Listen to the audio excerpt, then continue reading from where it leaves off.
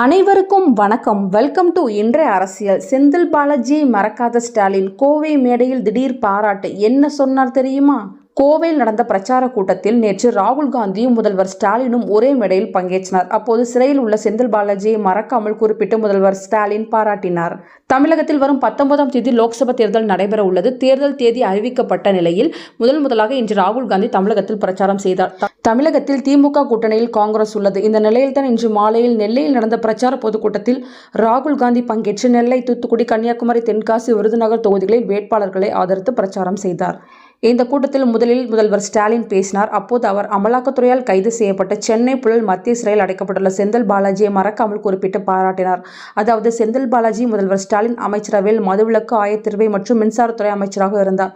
அதோடு கோவை மாவட்ட பொறுப்பாளராகவும் செயல்பட்டார். மேலும் கோவை உள்பட கொங்கு மண்டலத்தில் திமுகவை வளர்க்க செந்தில் பாலாஜி செய்த வேலையால் முதல்வர் ஸ்டாலின் ஈர்க்கப்பட்டார். இந்த நிலையில் தான் கடந்த ஆண்டு செந்தில் பாலாஜி அமலாக்கத்துறையால் கைது செய்யப்பட்டு புழல் சிறையில் அடைக்கப்பட்டுள்ளார். அவர் ஜாமீன் கோரியும் இன்னும் கிடைக்கவில்லை. இத்தகைய சூழலில் தான் இன்று கோவையில் நடந்த பொதுக்கூட்டத்தில் முதல்வர் ஸ்டாலின் செந்தில் பாலாஜியை நினைவுபடுத்தி பாராட்டினார். அதாவது ஸ்டாலின் தனது தொடக்க உரையில் ராகுல் காந்தி, திமுக அமைச்சர்கள், எம்பிக்கள், மாவட்ட செயலாளர்கள், காங்கிரஸ் தலைவர், எம்பி, எம்எல்ஏக்கள், மாவட்ட செயலாளர்களை வரவேற்று பேசினார். அதன் பிறகு அவர் தனது உரையை தொடங்கினார். அப்போது நான் மார்ச் 22ஆம் தேதி என்னுடைய பரப்புரையை திருச்சியில் தொடங்கினேன். அந்த வரிசையில் கோவை, பொள்ளாச்சி கூட்டத்தை வெற்றி விழா மாநாட்டை போல் ஏற்பாடு செய்துள்ளனர்.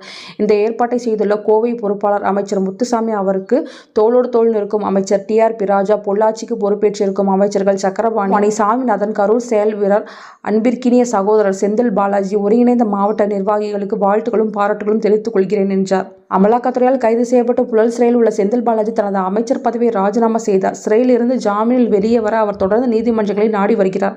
ஆனால் நீதிமன்றத்தில் அவருக்கு ஜாமீன் இன்னும் கிடைக்கவில்லை. இதனால் அவர் தொடர்ந்து சிறையிலேயே இருக்கிறார். இந்நிலையில் தான் சிறையில் இருக்கும் செந்தில் பாலாஜியை மறக்காமல் முதல்வர் ஸ்டாலின் நேற்று பேசி பாராட்டியுள்ளார் என்பது குறிப்பிடத்தக்கது. நன்றி.